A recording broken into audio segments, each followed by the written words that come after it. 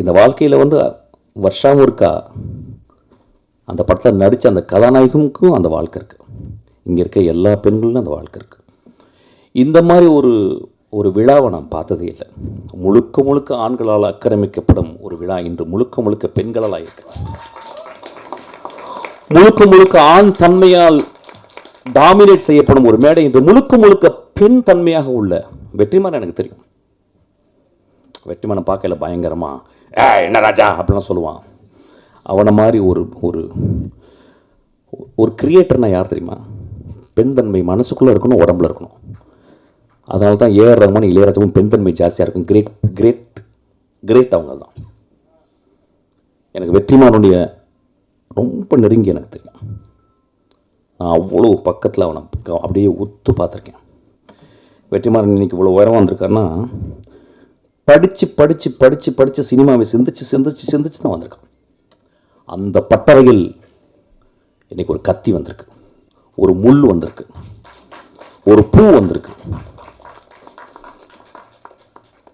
முள்ளு குத்தும், முள்ளு குத்தணும். கத்தி ஆப்பிள்களை வெட்டுறதுக்கு தேவைதான், ஆனால் பூவை நம்ம கசிக்கக்கூடாது. அவர் இந்த படத்தில் வந்து ஒரு ஃபில்ம் மேக்கராக the way she handle the closeups, இந்த படத்தை வந்து ஒரு நல்ல ஸ்டடின்னு சொல்கிறேன். அதாவது நெக்ஸ்ட் ஜெனரேஷனுக்கு வந்து இந்த படத்தினுடைய க்ளோஸ்அப், ஒரு பெண்ணை எனக்கு தெரிஞ்ச தமிழ் சினிமாவில், இந்தியன் சினிமாவில் ஒரு பெண்ணினுடைய முகத்தை இத்தனை ஆங்கிளில் இவ்வளவு அழகாக எந்த படமும் காட்டலன்னு நினைக்கிறேன்.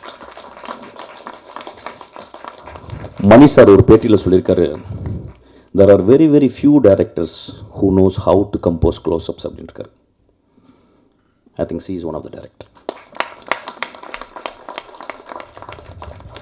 இந்த படத்தில் அந்த க்ளோஸ்அப்பில் அந்த கதாநாயகனுடைய பருவை காட்டிருக்கு. அது வெரி சிம்பாலிக். அந்த பரு வந்து எவ்வளோ ஒரு எவ்வளோ இரிட்டேட்டிங்காக இருக்க ஒரு விஷயம். ஆனால் பரு இல்லாத வாழ்க்கை இருக்கா? பரு இல்லாமல் ஒரு பெண் பருவம் அடைய முடியுமா? அப்போ வாழ்க்கையில் நமக்குள்ளே இருக்குது. ஒட்டடை குச்சிகள் இல்லாத வீடு முழுமையாகுமா? ஒட்டடை குச்சிகள் இல்லாத வீடு முழுமையாகுமா? வீட்டுக்குள் எப்பொழுதுமே ஒட்டடைகள் செய்வோம். என் மகளுக்கு ப்ராப்ளம் வந்திருக்கு. இன்றைக்கி அவள் ப்ராப்ளம் இல்லாமல் இருக்கா, 26 வருஷம் 25 வயசில். இன்றைக்கி என் மகளை பார்த்தா அப்படியே எதை பற்றியும் நான் கேட்குறதில்ல. ஆனால் அவளுக்கு 13 வயது பருவமடைந்தது அவளுக்கு நிறைய ப்ராப்ளம் வந்திருக்கு. நம்ம எல்லாருக்குள்ளேயும் கருணையோடு நம்ம பார்க்கணும். இந்த படத்தை நீங்கள் கருணையோடு பார்க்கணும் நான் கேட்குறேன்.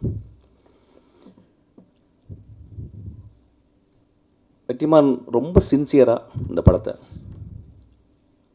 தயாரிச்சிருக்கான். அவன் நினச்சிருந்தா யாரோ ஒரு பெரிய டேரக்டர் கொடுத்து நான் இவ்வளோ காசு போடுறேன், எனக்கு இவ்வளோ சம்பாதிச்சு கொடுக்குற மாதிரி ஒரு படம் எடுத்து கொடுக்குறேன்னு சொல்லலை. எனக்கு காசு வேணாண்டி வருஷம், உன் இதயத்துலேருந்து ஒன்று எடுத்திருக்கேன், அதுக்காக அதை வச்சுக்கடி நான் கஷ்டப்பட்டு சம்பாரித்த பணத்தை கொடுத்துருக்கேன், அதுக்காக அவனுக்கு கொடுக்குறேன். இந்த படம் நீங்கள் பார்க்கும்போது உங்களுக்கு சில நேரங்களில் சந்தோஷத்தை ஏற்படுத்தலாம், சில நேரங்களில் வருத்தத்தை ஏற்படுத்தலாம். இது ரெண்டையும் அந்த தியேட்டருக்குள்ளேயே பார்த்துட்டு வெளியே வாங்க. கொஞ்சமாக திட்டுங்க வருஷாவை. இப்போ என்னெல்லாம் நல்லா கெட்ட வார்த்தையில் திட்டுவாங்க. நான் ஏதாவது பேட்டி கொடுத்தேன் கீழே, அவன் என்ன பூவா, அவன் என்ன, அதுவும் சொல்லக்கூடாது. ஆக்சுவலாக நிறைய கெட்ட வார்த்தை எனக்கு அது ரொம்ப பிடிக்கும். எனக்கு சம்படி ஐ ஃபீல் வெரி ஆர்கசமிக்காக எனக்கு நான் ஃபீல் பண்ணுவேன். வெரி மேசோகிஸ்டிக் நான் ஆக்சுவலாக. அந்த குழந்தைய அப்படி திட்டாதீங்க. அந்த குழந்தை ஒரு பெரிய வைரம். ஒருவேளை தமிழில் இந்தியாவில் முதல் ஆஸ்காரவை வாங்கலாம்.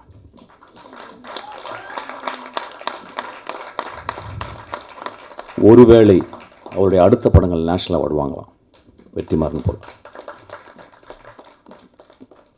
அவன் ஏன் இந்த படத்தை சொல்லலான்னு நீங்கள் பார்க்கணும்.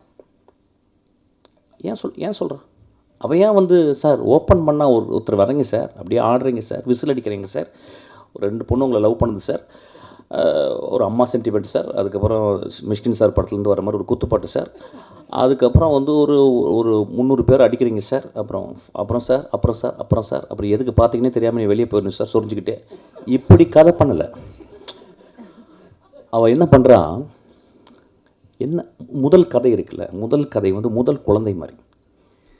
அது சில நேரம் மோஸ்ட் ஆஃப் த டைம் சவல குழந்தைங்கள தான் வரும். ஆனால் அந்த குழந்தைய ரொம்ப பத்திரமாக முதல் குழந்தை எந்த குழந்தை பெக்கணும்னு எடுத்து பெற்றிருக்கான் அந்த தாய். அந்த படம் ரிஸ்க் தான்.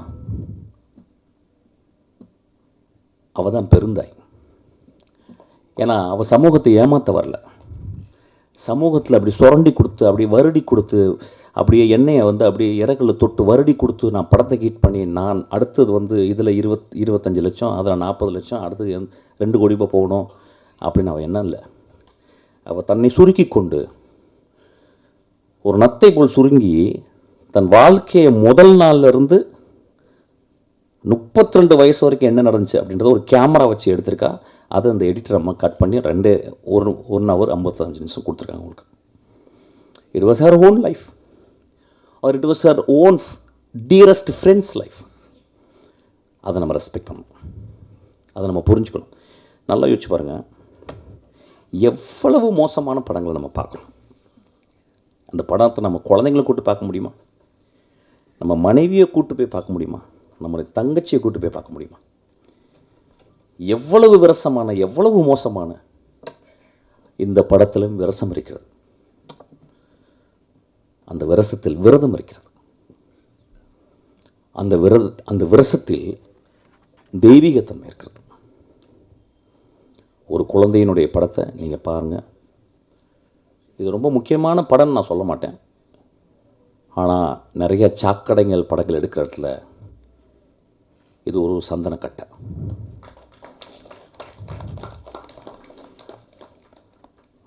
பத்திரிகையாளரை பற்றி என் படங்கள் கூட நான் கேட்டதில்லை. இந்த படம் உங்களுக்கு பிடிக்கும், இந்த படம் உங்களுக்கு பிடிக்காமையும் போகலாம். It depends. ஆனால் கொஞ்சம் மனதில் கொஞ்சம் ஈரத்தோட அந்த பெண்ணுடைய ஹானஸ்டியை பார்த்துட்டு ஏன் இந்த படம் எழுதணும் அவன் அப்படின்ற ஒரு ஹானஸ்டியை கொஞ்சம் பார்த்தீங்கன்னா உங்கள் எழுத்தில் அந்த மையோடு சேர்ந்து கொஞ்சம் உதிரமும் வரும், கருணையும் வரும். இந்த படத்துக்கு 36 மார்க்காவது போடுங்க. இந்த படத்தை ஃபெயில் ஆக்கிறாதீங்க. என் படத்தெல்லாம் ஃபெயில் ஆக்குவாங்க, என்னால் உரிமை இருக்கு. ஏன்னா நான் வந்துட்டேன். படத்தை வெற்றிமாறன் படத்தை ஃபெயில் ஆக்கலாம், அவனுக்கு வந்துட்டான். ஆனால் என் குழந்தை உங்களுடைய மகள் வர்ஷா, அவளை பத்திரமா பார்த்துங்க.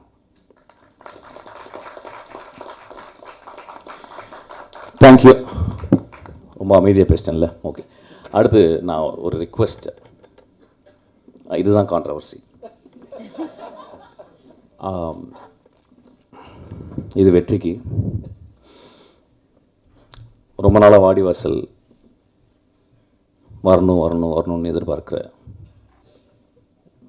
ஒரு ஆடியன்ஸில் நானும் வந்தேன். ஏன்னா கிட்டத்தட்ட 60 வருடங்கள் தமிழில் இலக்கியம் என்று கருதப்படுகிற ஒரு பொன்னியின் செல்வனுக்கு 60 வருஷத்துக்கு அப்புறம் 65 வருஷத்துக்கு அப்புறம் மணிரத்னம் சார் அதுக்கு உயிர் கொடுத்தாருன்னா அது ஒரு வேறு வெர்ஷன் ஆஃப் ஒரு மீடியத்தில் கொண்டு வந்து அது ஒரு எக்ஸ்ட்ரானரி விஷுவலாக ப்ரெசென்ட் பண்ணார். அந்த மாதிரி 60 வருஷமாக என்று தமிழில் கருதப்படுகிற ஒரு கிளாசிக் என்று கருதப்படுகிற ஒரு வாடிவாசல், அது எடுக்கக்கூடிய ஆப்பர்ச்சுனிட்டி வெற்றிமாறனுக்கும் சூர்யாவுக்கும் தானுசாருக்கும் வந்துச்சு. எனக்கு வெற்றிமாறனை பற்றி தெரியும். கடும் உழைப்பான்னு சொல்ல மாட்டேன், பெரும் உழைப்பாளி.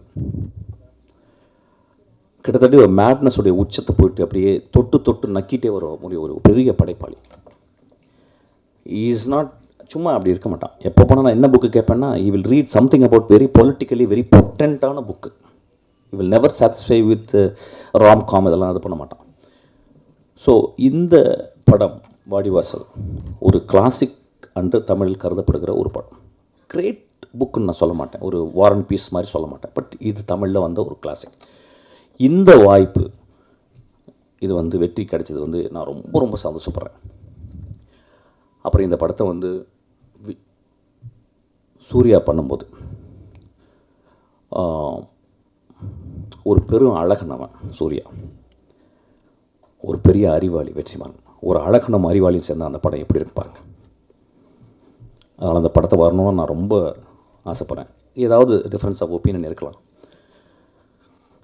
வெற்றிமாறனுடைய மிகச்சிறந்த படமாக வாடிவாசல் அமையும், சூர்யாவின் மிகச்சிறந்த படமாக வாடிவாசல் அமையும்.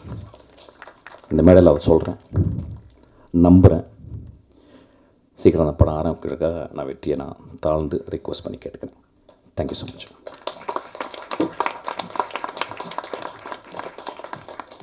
ஸ்டேஜில் ஏற்றும் போதே சொன்னேன்ல இந்த மாதிரி டஃப் ஆக்ட் டு ஃபாலோ அப்படின்னு. Sir you really do have a tough act to follow now. Sorry, தூக்க கழகத்தில் ஒன்றும் பேச முடியல. ஆக்சுவலாக நிறையா மறந்துட்டேன்.